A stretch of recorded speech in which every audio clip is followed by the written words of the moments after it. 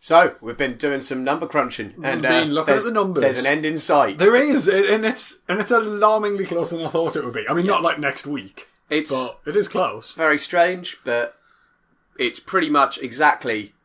after we record this episode, it's exactly 2 years today. It's crazy, isn't it? That we will finish watching the episodes on the run-up to Space Jam. Yeah. And then, it's there. And then we're there. We're gonna screen Space Jam. We're Yeah. gonna invite a bunch of you along. Yeah.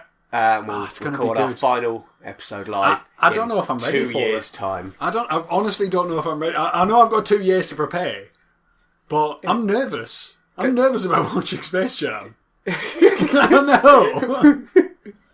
Well, you've got 2 years to collect yourself. Well, I've got 2 years to formulate whole new opinions and Shall everything. we try and get 4 or 5 tunes closer to Space Jam? I think we should. Let's do it. Let's do it.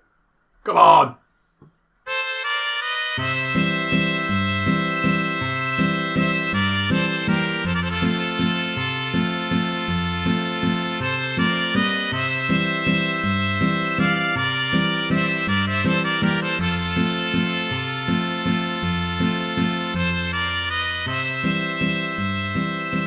Hello and welcome back to the Space Jam Continuum, the show where we try to make a coherent cinematic universe out of something that was never meant to be one. I'm Chris McLennan. I'm Carl Noble. And we've got a returning buddy straight away this episode. I love this guy. Well, firstly, Cal, you're back from the rig. I am. I'm back. You're back. I've got a lager. Yeah. That's a good thing to do if you go, I've got to go away for work. Yeah. I'll get a brew on. Yeah. So then when I come back, I can just drink it. I could just drink delicious, crisp, dry lager. That's what I'm doing. And you're doing as well. Oh, I am.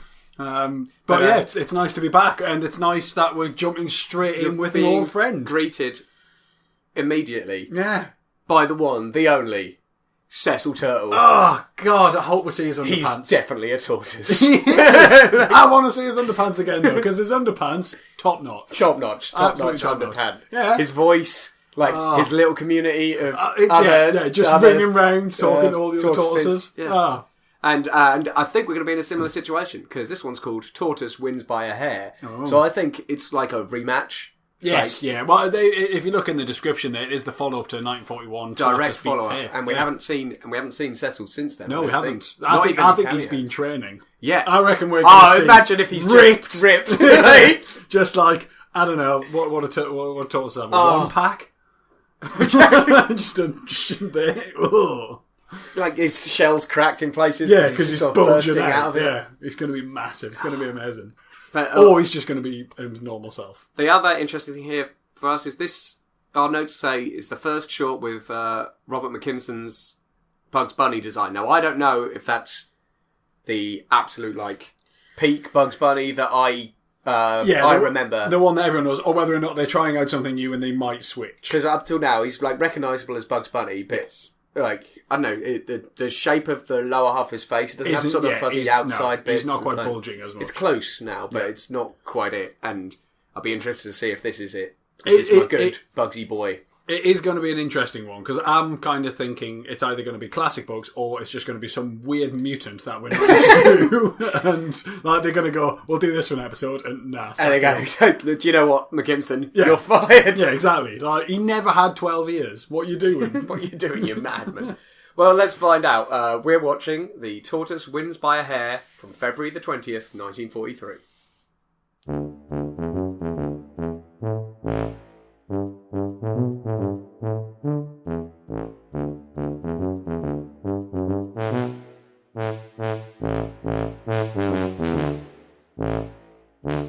I fucking love Cecil Turtle. Oh, I love every turtle. Cease is awesome.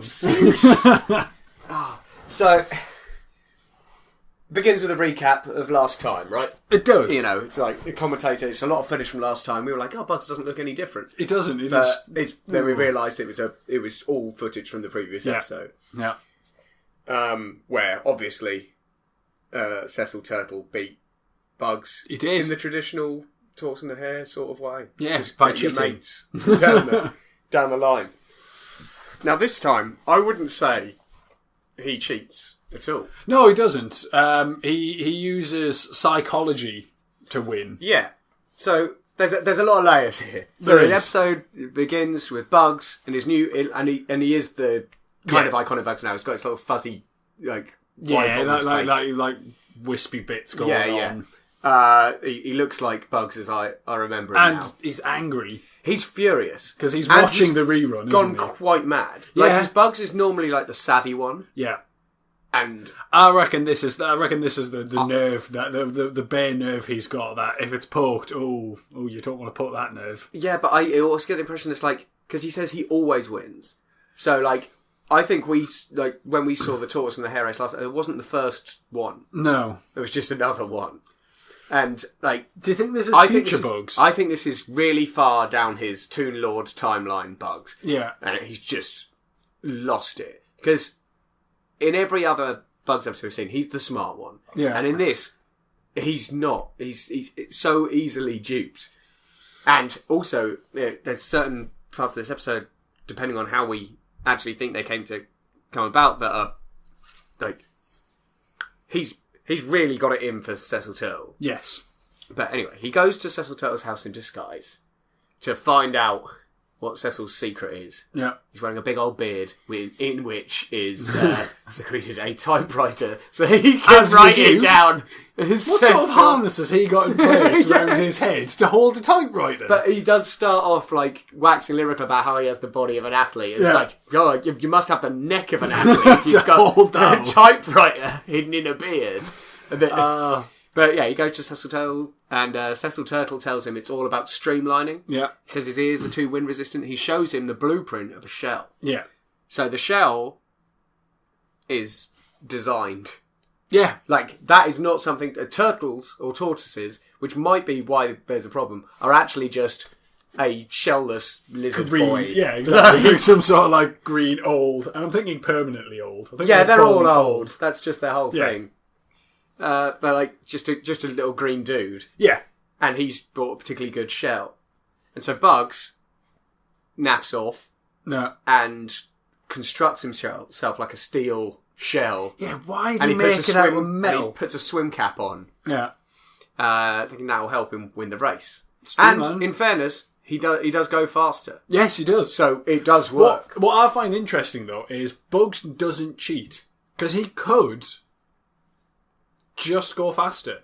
He has the power to just merge into the soil and go. But he doesn't. Like, other than like just streamlining himself with this steel shell. Yeah, it's something he prides himself on. He's just like, no, I'm going to do this without my special powers. He doesn't toon power it. Yeah. He's I think he uses one toon power, and I'll get to it. But anyway, we then see at the starting the race some gangster rabbits saying, our money's on the rabbit. In fact, we don't even know if the turtle's going to finish. Oh, and he's holding a knife, isn't he? And we're like, so this is one of the raises, like, did Bugs hire the heavies, or did the heavies just put money on Bugs and we're going to make it? And make it so that he's going to win. So. I would like to think that he didn't. But just because I don't want to associate organised crime with Bugs Bunny. That's true.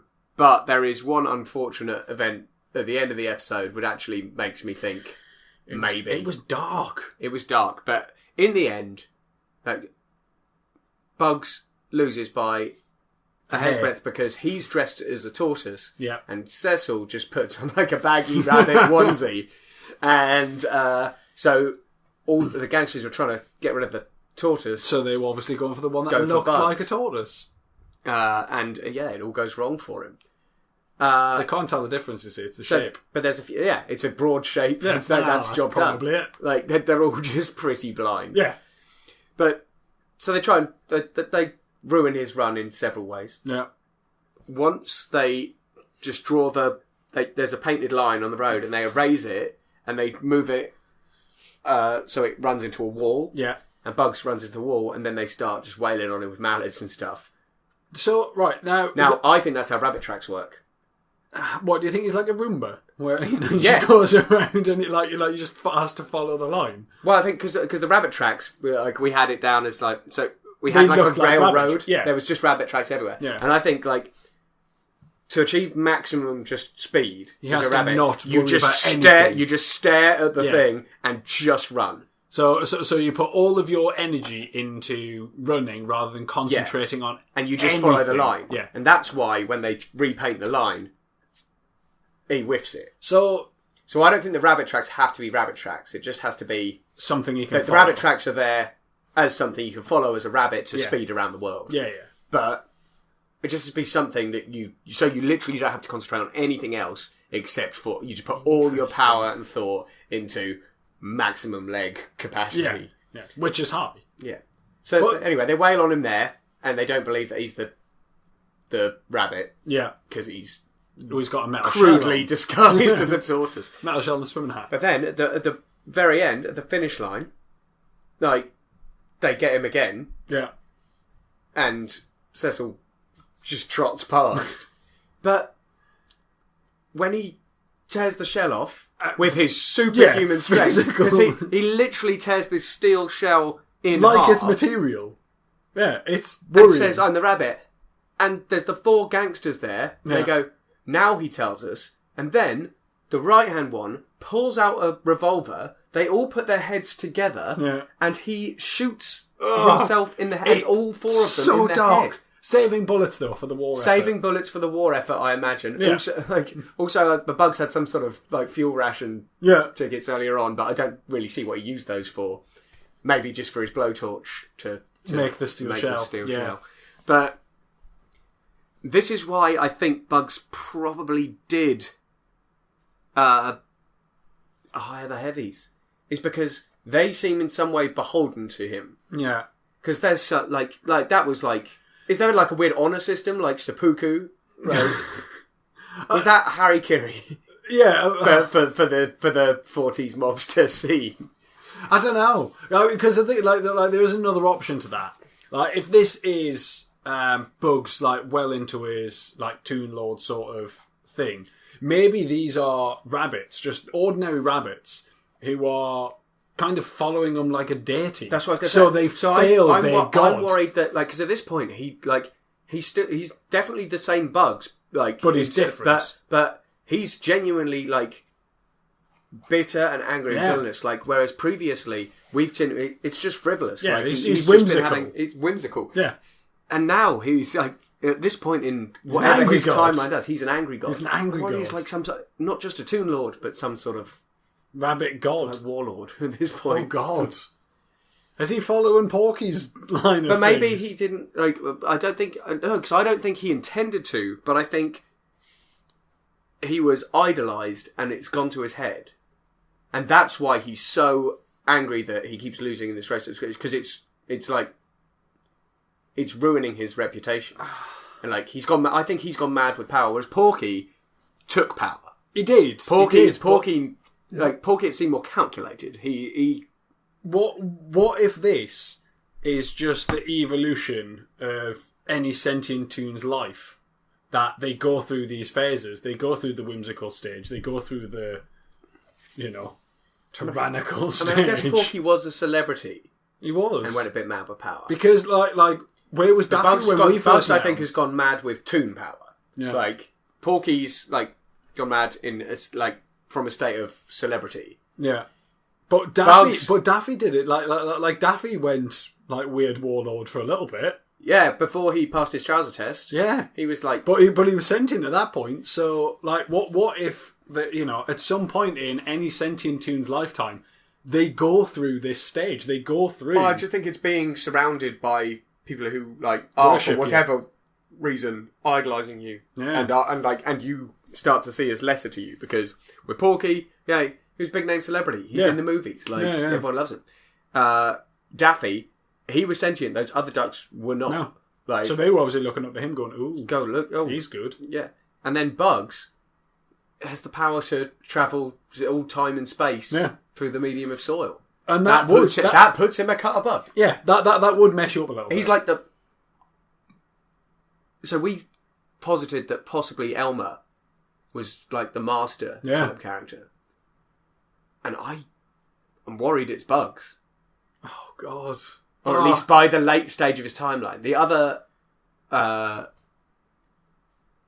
option, I guess, is Doctor Who, John Hurt's Doctor, the War. Yes, war Doctor. Yeah. Like, maybe that's where Bugs is at this point. Well, possibly. I mean, the thing is, like, he could have seen some things, like, because we don't know how far into the future he's come back from.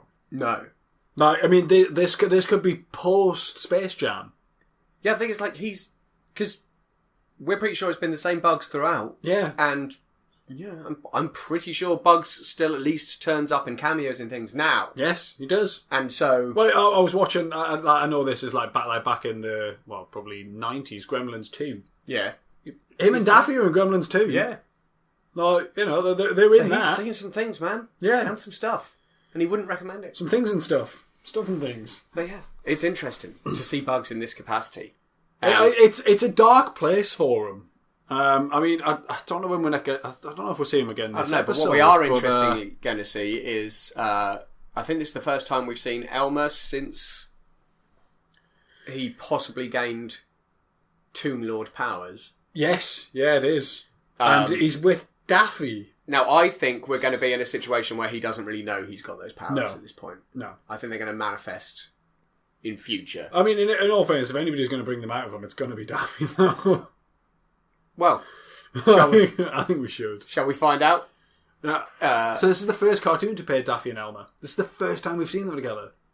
That seems nuts to me. It does seem I feel nuts. like I've seen them together. Me too. Oh, I mean, one of our audience members might chime in and tell us that we have seen them together. But No, Porky was the hunter in the episode I'm thinking of. It wasn't Elmer. they look quite similar if they put a hat on. Yeah. And then they took that out of Porky's character, or Porky took that out of his own character by going off and becoming a despot of his own nation state. We still don't know what's going on. We still don't know what's going on there, because last time he'd captured some sort of spy. Yeah. So, well, there you go. Should we watch it? Yeah, let's give it a go. It's a Daffy Duck and an Elmer Fudd number from March 6th, 1943, and it's called To Duck or Not to Duck. I think duck. It's probably a good You should idea. always duck, I think. I don't think you should always duck. Well, if someone says duck, you should Otherwise, you'll probably be like, oh, do you know Cal? Oh, which one's Cal? He's that sort of crouching man who walks around like a crab. Like, That's not ducking. Walking like a crab is not ducking. It's walking like a crab. Has its own name. Yeah, but if you always duck. Well, no, I'm thinking. I mean, to be honest, I do duck quite a lot. I'm quite tall. Although a duck, I do guess, bang my head a lot. a duck is like the process of going from standing. Yeah, to bend over slightly. to bend over slightly. So I guess you're crouched. You're not necessarily always ducking if you're walking. So Whereas you go bumping up and down. No, I'm more thinking anytime somebody says duck. Oh, you should. You should, because even if they're just offering you duck, at least it better looks safe like... than sorry. Well, exactly. And it's a bit of a bow. It's like, it is. thank you very much. Thank you. Yeah, there you go. Cheers. Thank you for the duck. Yeah, exactly. Anyway, should we crack on? To duck and not to duck. March 6th, 1943. Join us.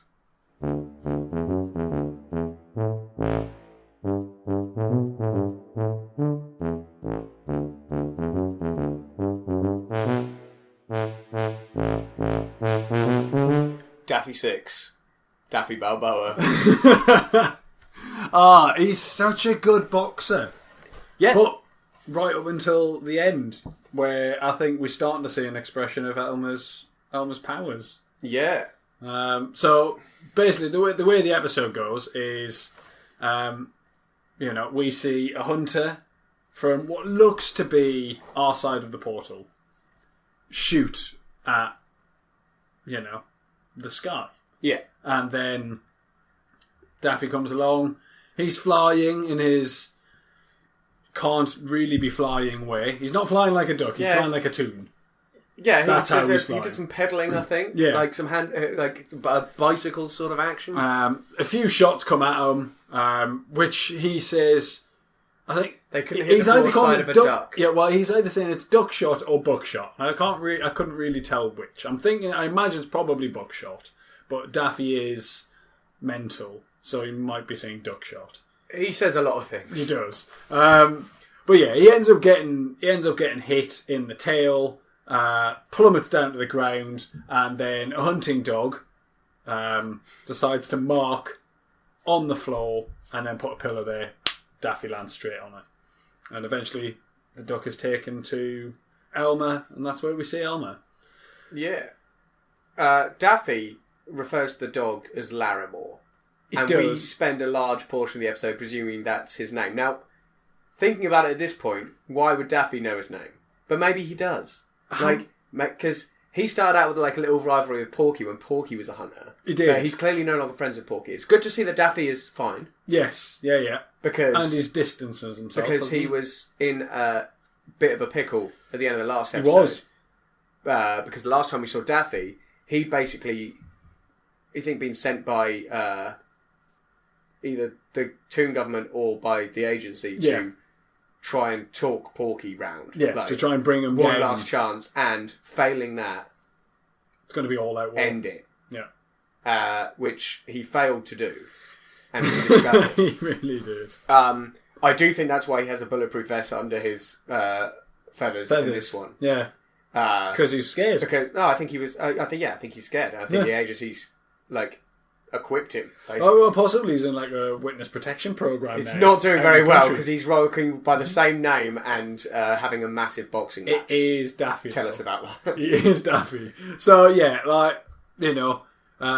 Elmer's like, "Oh, I'm sorry about it, Mr. Duck. I'm a sportsman." And then Daffy starts fronting up to him. It's like, "What sportsman? You're not a sportsman." And then drags him off. Drags him, but not very far. No, they're in wherever they're hunting. Yeah, drags him to a ring. Then he's sort of it's sort of like he's getting up in his face and drags him off the side of the screen for 2 or 3 seconds, and then they're in a boxing ring. Yeah, and at the bottom, it's surrounded. Yeah, but at the start, there's a line of ducks at the bottom, and you're like, okay, so they're in this sort of wetland area. Yeah, and then he drags them. There's a couple of ducks kicking about, and then it pans out. It's boom, it's big arena. Thunderdome. Yeah, it's there's just banks of what we can only imagine is ducks. Yeah, just all of them, and Larimore's there, on his own. Going, yay! Just for Elmer. And it's getting pelted with what I think... it was fruit stuff, but cheese graters. Cheese graters, that's what I was going to say. I saw some mashing coming his way.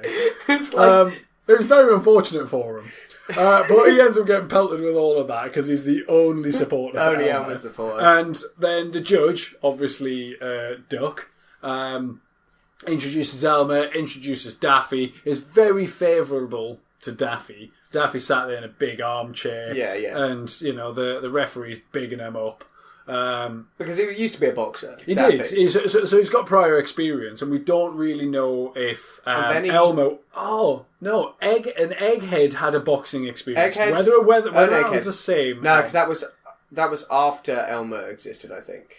Was it not? No, it wasn't. Because it was one of the early ones where that was where we first came up with the idea of an these. Egghead had a boxing, an Acme boxing experience. So it's possible that I don't know if that was Elmer, but it's possible Elmer has had a boxing experience, but he didn't seem ready for what the referee did. The referee was basically going through the rules saying, "We don't want any of this," and was just elbowing Elmer and then back fisting him, uppercutting him, bumming him, just. Mad shit. Just the referee was just saying, "We don't want to see any of this," and was just pummeling on him. Then Daffy comes up and goes, "Okay, let's just get this right. You don't want to see any of this," and then just does the same as the referee. Sequence. Yeah, and Elmer's just getting beaten up, and this is before round 1. Yeah, the bell has not gone. Ding, ding. Yeah, has not occurred. Exactly. And does it? It does, but after Elmer takes another beating. Yeah. Then round 1 starts, and the referee jumps straight into the ring, and Elmer's obviously on the floor, passed out, and just goes 1, 3, 9, 10, you're out, and declares Daffy the winner. And Daffy's like, "Yay, the winner!" And then Elmer comes up, I say perfectly fine. He's still got 2 black eyes, and then just does the same to them. It's like, okay, what you mean you didn't want to say any of this, and then just starts doing it to both of them at the same time. Yeah. His ability to... He's retained everything he's previously learned. Yeah. Possibly as an Egghead. And taken quite the beating. Yeah. And is now fine. I don't think he's consciously noticed that he's got some superhuman abilities now. Yeah. But... He's definitely able to handle himself significantly better than he has been before. And I think that was the manifestation of some of the powers he didn't already have, which he now has. Yeah. But yeah, I think you're right. I think he hasn't quite realised what he's done or what he's capable of doing. So at the very start, the guy who was the silhouette hunter, like, do we think he was on our side of the bottle? Do we think they've opened up someone's opened up some illicit sort of hunting season where you go to where the portal's going to open? You just take pot shots at things. The toons.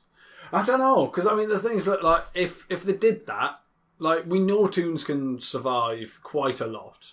So I mean it would be a good money making thing. But we do know that they can be killed. But can a toon be killed by a human bullet? Because the toons we've seen commit suicide, they're all using toon bullets. Yeah. So like, you know, is it a risk-free thing if they use human bullets that you can't kill a toon with a human bullet? I don't know. We'll have to find out in future. Because we really don't have a lot of information about it, but it's a possibility I just want flagged at this point. Yeah. That there are, we think, human beings shooting into the toon world. Yeah. And I mean the thing is like I don't think that's cricket. I wouldn't be happy about it. I don't think the agency would be happy about it. Daffy seemed largely unconcerned. Yeah, but it was Elmer who shot him in the tail in the end. Yeah, that's true. It wasn't the human. I think the human got kind of one shot. Maybe he wasn't expecting a toon hunter. He knew it was hunting season, but it's like, those humans from through the portal, they're not hitting. They're not going to hit me and move well quick. Maybe their bullets don't really get in the same form. Like, you know, it's just something about that transition makes them pretty much useless, ineffectual. Yeah, they very well might just slow down. Possibly. You know, yeah, it takes time to draw things. It's true. So I'm assuming time moves slower on that side. But yeah, I don't think we've got much more to talk about in that episode. It's pretty straightforward. Yeah. Like, not a lot actually occurred. But it was interesting to see, A, that Daffy's still a well-known boxing personality. Right, definitely in the duck community. B, still alive after his run, which is good. And C, Elmer's learned to handle himself at some point. He has, and maybe Daffy's going to, smarten up from that one. We'll hopefully find out in the near future. But I'm sure we will. First, it's time to revisit Bugs. It is. What point in his timeline will he be on? I don't know. I mean, this is called Super Rabbit. Super Rabbit. So I'm hoping he's going to be pretty heroic. Yeah, I'm hoping for big things. Let's find out in Super Rabbit from April 3rd, 1943.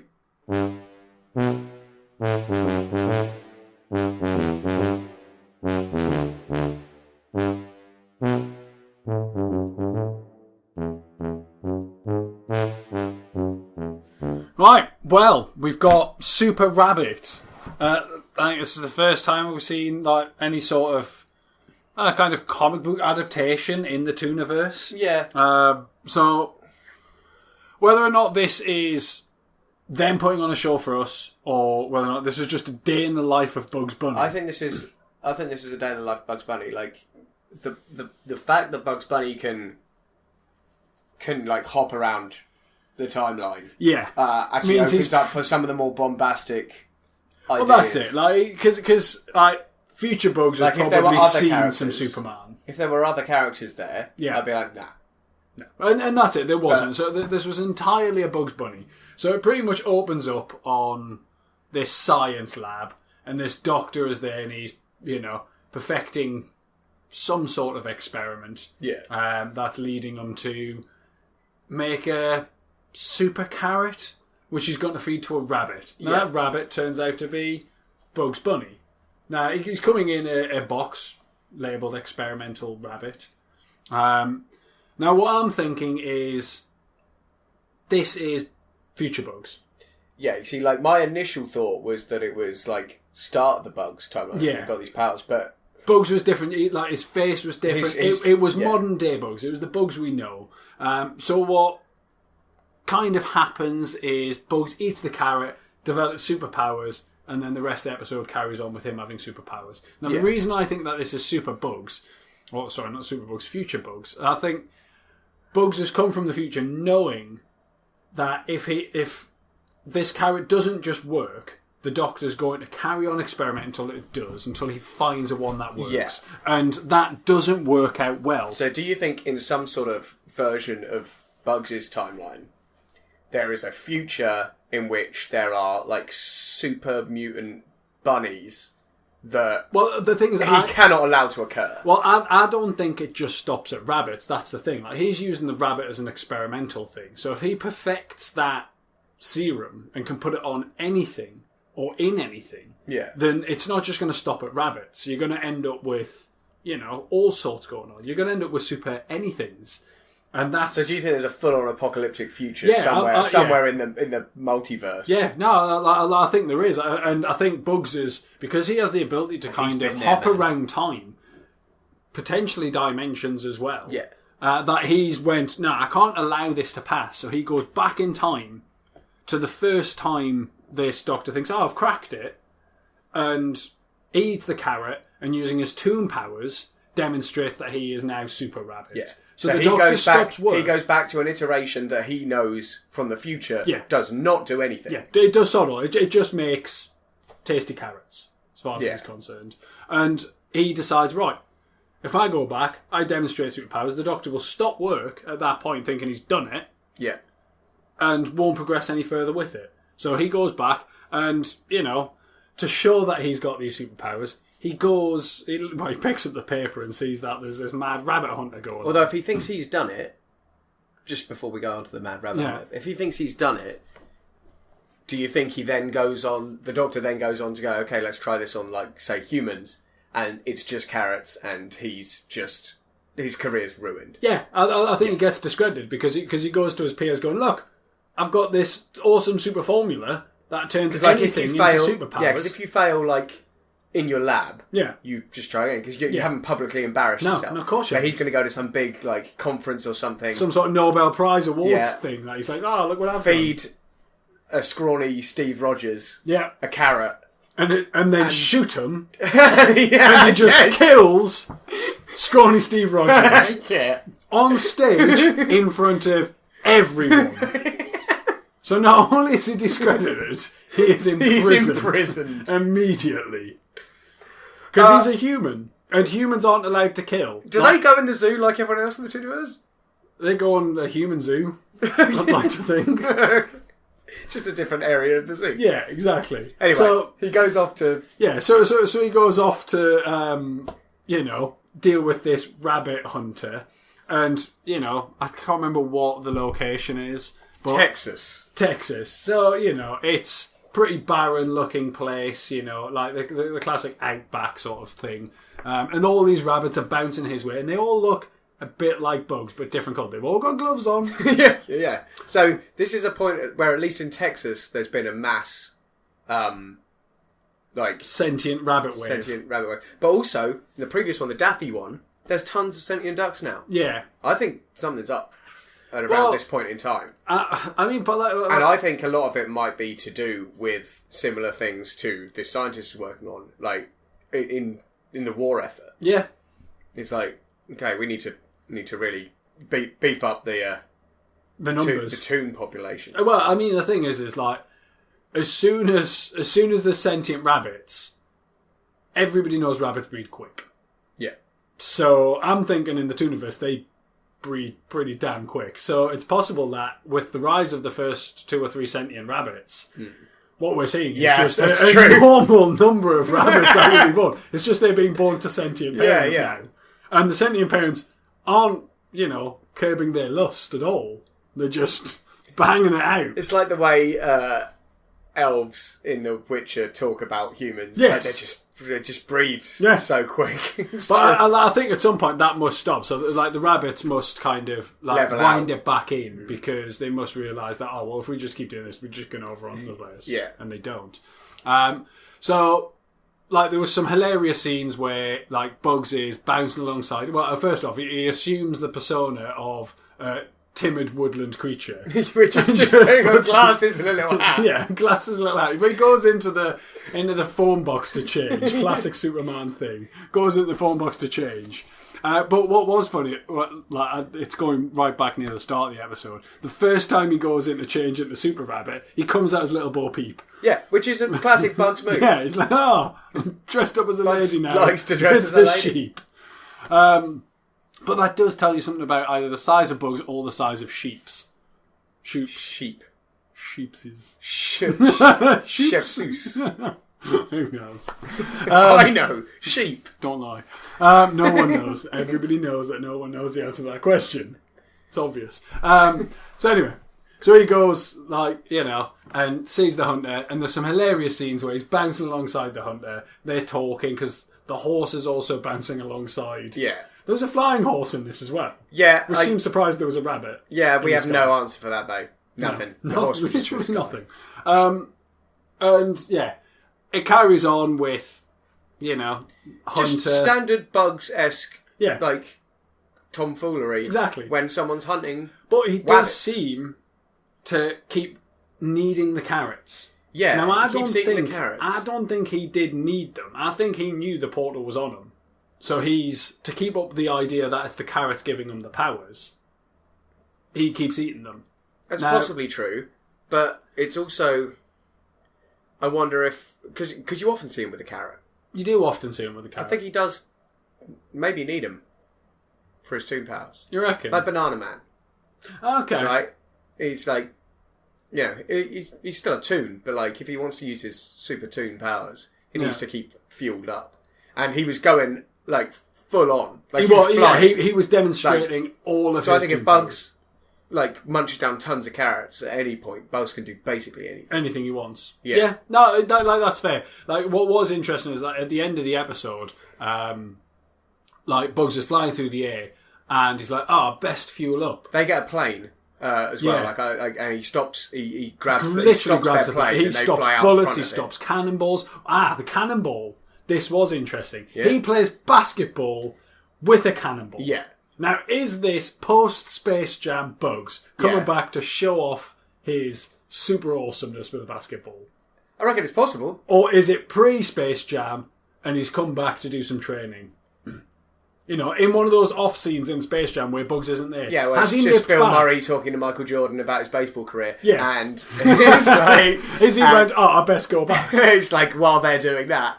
Let's go back and do some training. So he nips back in time, knowing he's got this thing to do anyway. Yeah. Nips back, does a quick bit of basketball goes training. to one of the dusty, earthy bits of the baseball pitch and just... Time and space. Boom! Back in time. Back in time. Got a bit that needs doing. While I'm there, may as well get a bit of practice in. And I think this is during Space Jam.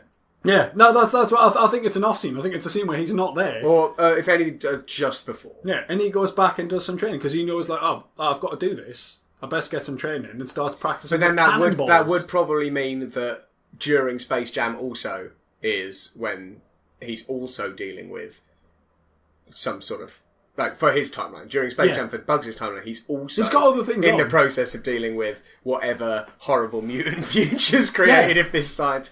I really love this Bugs idea. He's great. But yeah, anyway, he's he stops the plane, stops bullets, stops the cannonball.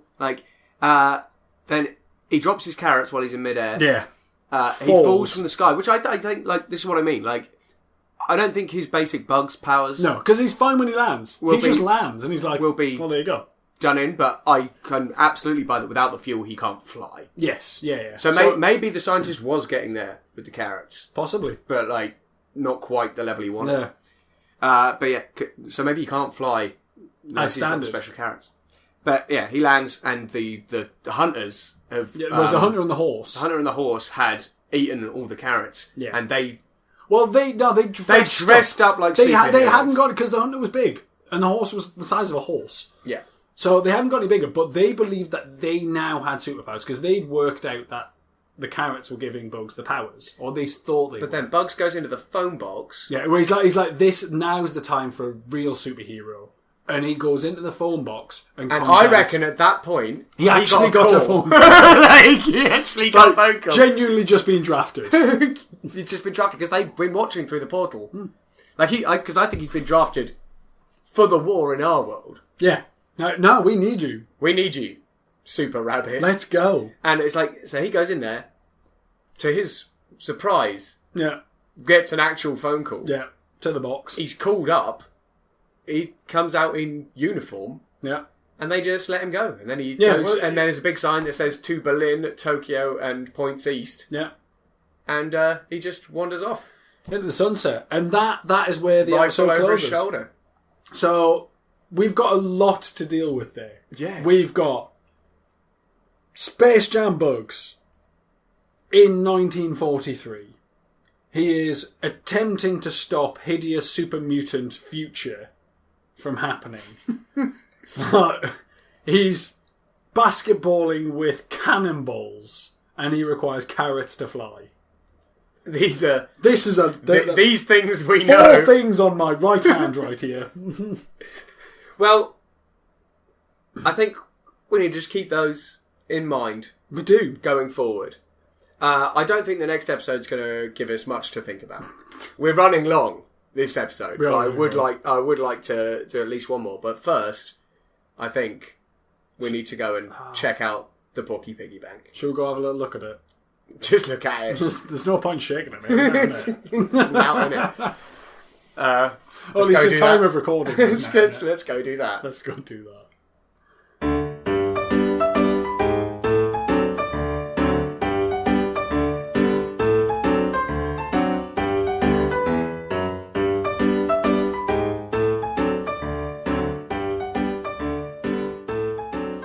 So, we make the Space Jam Continuum.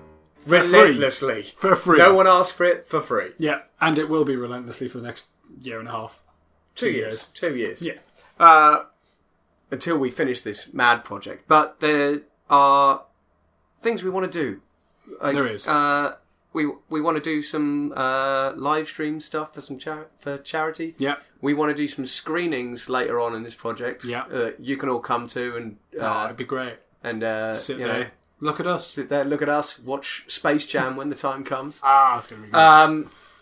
And also, Rob over at Kaiju FM keeps this whole thing together. He does. Along so we with don't have to. A couple of other great shows he's got going on over there. And we would very much appreciate if you're enjoying the show. Yeah. Just head on over to Kaiju FM and just click support us, and it will take you to a Patreon page where for as little as $1 a month, you could really, really help us out. Yeah. And that comes down to 25 cents an episode. Just listening to us. Listen. If you only listen to us, if you go over there and start listening to Law Masters or the Prestige, the money value is just the value's just going to fly up. We've got other show ideas down the line that again could use the help just to get started. And so please head over to Kaiju FM and check that out. If you can't afford to give any money, give us a review somewhere. Yeah, give us a rating on iTunes. Just tell people. Yeah, just because get a t-shirt. If you're enjoying it, then someone you know probably also would enjoy it. More than likely. Surround yourself by people who enjoy things that you enjoy, and then tell them about us. And that's about it. But yeah, thank you for listening. Thank you for your support. And help us out in any way you can. Yeah. And now I think it's probably time to let's watch some cartoons, because otherwise this one's going to be real long. It's going to be a long one. They'll get bored.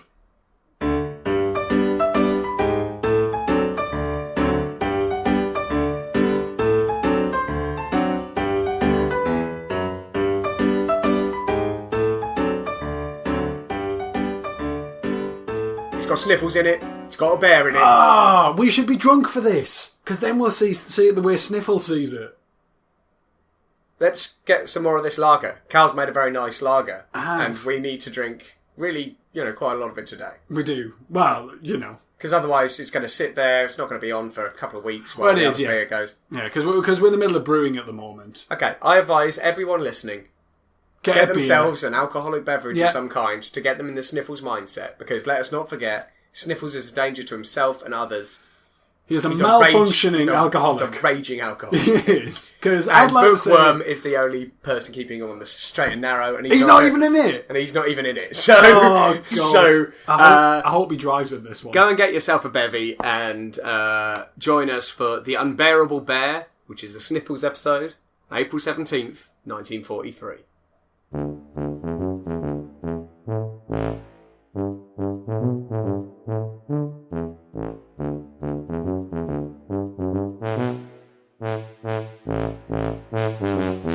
Right, well, He's found his buzz. he has, and he's maintaining it.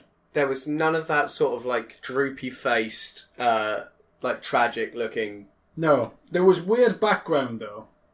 There was weird background, which we've seen once before in a Daffy Duck episode. Yeah. Which we think might be like you're getting a bit more insight into how They Daffy see was it, seeing yeah. the world, and that like I think there's a possibility that that's the case here with Sniffles. He's made his way to merry old England. He has. Fievel is making his way west. As indicated by the Cockney Barrel of Monkeys fox thief, Yeah. and also the fact that the drunken bear returning home with a Bobby's helmet. Yes. Yeah. But yeah, largely there's Sniffles. I think he's squatting now. Yeah, because like there was a hole there, but there was a mouse trap outside it with a bit of so cheese he's on. living. But he didn't seem bothered about it. He's living in this bear's house. Yeah. He doesn't need to eat. Eating's cheating. But it is, yeah. Everybody knows that. But yeah, we think he's found his buzz because he's moved from sort of. Well, we sort of thought it was maybe Bavaria before. Yeah, where he'd be drinking like Stronger beers. 5.7% lager. Yeah. And now he's over in merry old England. He's Got having a pint of mild. Yeah. And like that's his level. It's a good level. 3.5%. He's a mouse, for God's sake. Yeah, exactly. He's tiny. But he's squatting in this bear's house, and this fox breaks in, tries to rob the safe. Claims Sniffles, to be Robin Hood. Yeah, Sniffles, his usual inquisitive self. Just like, oh, what are you doing there? How are you doing? What are you doing? Why are you opening the safe? Like, what are you doing? Just nattering away. And so he claims to be Robin Hood, which Sniffles laps up because he's a chump. Fucking loves it. He's all like, "Oh, Robin Hood! I'm in England. I'm seeing Robin Hood. This is amazing." Maybe it's a bit like it's the tourist. Yeah. Ooh. Drunk husband bear returns home. Gets His wife's instantly asleep. changed behind the His screen. wife's asleep. And angry. And angry. Yeah. And she starts sleepwalking around, and it basically becomes this like the bear's trying not to wake up his wife. He's trying to stop the fox wake up his wife. The fox is trying to stop Sniffles waking up the wife. Yeah, because they'll all be in trouble if they do that. They'll all be in trouble if they do that. And that's largely the play out of the episode. Sniffles doesn't seem bothered about waking up the wife though, because No, he's Sniffles realised doesn't- he's already in trouble anyway, because he's squatting. Sniffles doesn't care. No. He was going to shoot a bow and arrow at her. Well, he was just going to shoot I the don't know where he arrow. got that bow and arrow. Pulled out his ass. That does seem somewhat to be the case. just genuinely just pulled it out. But yeah, there's not a lot went on there, but I'm actually quite happy to finish on such a low impact Because episode. we've had 3 high impact episodes. Ooh, have we not? Like we were Honestly. at 40 minutes after 3 episodes. We normally do 5 cartoons in an that episode. time. There was a lot to talk about there, though. A lot to talk about. It does mean we get to start next time with Daffy. I don't think the Sniffles one has answered much apart from that Sniffles he's travelling. Yeah. He's gone a bit west. Yeah. I think Fievel is heading west. I think that's what's happening. Yeah. Overall, Fievel's on the way. Yeah. And I think when he gets to America, that's probably where we're going to see the end of him. Well, I think he'll get to America. He'll hover around there. He won't be a figure of interest for a long while through the portal. No. He's in Space Jam, I think. That's a good point. I'm sure we've tackled this. I'm sure we've already tackled. I'm pretty sure he's in Space Jam. Yeah. But yeah, we'll see. But he's heading west. He is. Like He's going. he's probably gonna get on a ship at some point. I'd hope so.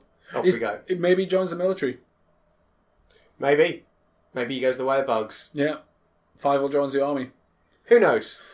Well, We'll have to find out next time, I reckon. I think so. Because I don't think those bears are going to open up much for us. I think that's the last time we've seen Like every other episode we watched today, I've been taking like various bullet point notes because it's like can't forget to talk about that, can't forget to talk about that, and that one I was looking. I was like, it's Sniffles. He's doing his. It was a nice Sniffles. Episode. He's doing his thing. Yeah.